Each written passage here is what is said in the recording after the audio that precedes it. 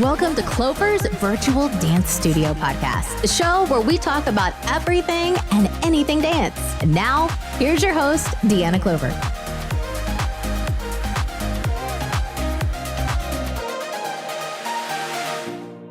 Hello, everyone. I hope you all had a great weekend. It was so nice to just relax, and I spent time with my family and caught up on some work. So this topic that we'll be talking about today, I think about it all the time. It's two words that I had never really heard them put together like this, and I never heard the definition before. I had no idea it was a thing, but I've looked more into it and feel relieved that I am not alone. So the two words I am talking about is imposter syndrome. If you've never heard this before, it basically means that you have self-doubt and you override any feelings of success. I catch myself doing this to myself all the time. I especially do this to myself around my menstrual cycle. So now that I'm aware that I do this, I try to just ignore it. But as a dance teacher and choreographer, I often doubt my abilities, and I say things like, is this routine good enough? Is it easy or hard enough for my students? Am I a good teacher? Or I doubt my knowledge or put myself down. I am my own bully. I actually heard this term when I was at a workshop recently for online entrepreneurs. I was talking with a coach and I was explaining that I would love to have my own coach to keep me on my toes. And I explained that I sometimes feel that I'm not qualified. He very simply said, "Oh, well, that's just imposter syndrome. You got this." I was so surprised that this is a thing and others feel this way too. And now when I have my group coaching online, I hear this term so often. I definitely don't feel alone anymore. And now it's easier for me to just tell myself to shut up and to stop doubting myself. As a dance instructor, sometimes you get students who say, "I already know this particular dance move," or "We did this move last year." In my earlier years as a teacher, I would think, oh no, am I being boring? Am I not challenging them enough? And just question everything. But then I would reflect and I realized I am doing everything this student or class needs. They do need repetition. Just because you do pliés when you are 3 doesn't mean you should stop now as a professional dancer doing pliés. Certain exercises are important all the time. I do change things up, especially during holidays, and play themed music. I do play dance games during the holidays as well. But again, some of the moves we do, they have not perfected. So we do need to keep working on it. And just because they have a move down, can they do it faster? Can they do it moving or turning? Can they do the move with different arms? So repetition is good. So don't let those students get in your head. I have taught a certain age group for so long that I'm very comfortable with this age group and I love it. I can just go in and do my thing and not overthink it because I know it works.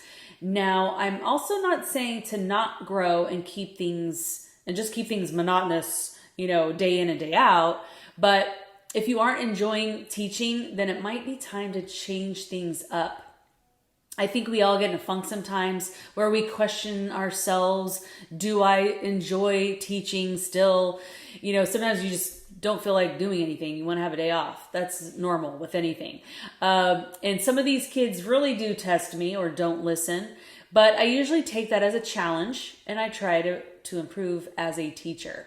Again, about the age groups, I do like a specific age group, but I do enjoy a challenge every now and then and doing different ages and that kind of thing. But I do get comfortable, and it's okay to be comfortable, and it's okay to want to challenge. Wherever you are in your life, that's all that matters is what you need to do for you. I might take on a job like teaching at a different studio that I never taught at, or teach a fun routine for a school that I had never been to. And that can be a little stressful because you don't know those kids and you're like, am I going to be fun enough for them? Are they going to have fun? Are they going to enjoy this class? But usually after I'm done teaching and I'm seeing smiles on some of the kids' faces, I feel recharged. Sometimes I'll have a super fun class and feel like, wow, I love teaching. I also think we get tired, and even though we love dance, we sometimes feel like not teaching, or I am so sore, my back hurts. How long am I going to be teaching for? But when I sign into my online class and I'm teaching, I get recharged. I'm like, how did I get through that? My back was just hurting. But I really do feel that I do enjoy teaching and I am good at it. So I need to stop this imposter syndrome. But maybe it's adrenaline that I get from teaching. And it can be like putting on a show, especially online, because the camera's on and it is like being in your own show, right? Anyway, who knows? But I know I shouldn't stop dancing because it's the only thing keeping me accountable for some exercise. When I was a professional dancer, I would also do the same thing as far as being an imposter, having imposter syndrome. You know, I would say things like, am I good enough? Am I flexible enough? Question the way I looked. But the more I questioned myself, the more I started tearing myself down. How have I gotten through this? Well, I've learned to celebrate my successes, share my feelings as I am with you all now. I also have learned to accept that if I make a mistake or had an off day teaching or auditioning, that it's okay and we're only human. And when I start feeling like this, I recognize it and I just ignore it and look at my past successes. And it definitely gets my confidence back when I look at my photos and I'm like, you know what? That was me. I did that. If you have ever felt this way, I hope you don't feel alone, and I hope this podcast helped you in some way. I do have social media and an online community on my website where you can share how you are feeling or ask any questions or ask for advice on anything dealing with dance. I'd love to hear from you. If you would like coaching, just go to my website, deannaclover.com. That's DeannaClover.com, and click on coaching, and we can set up a day and time to do a session. I also have other services if you're interested. If you need quick choreography, just go to my store page and click on choreography, or message me for a quote if your needs are different to what I'm offering, and I can send you an individual offer. Well, that's it for now. Thanks for listening and have a great rest of your day. Bye.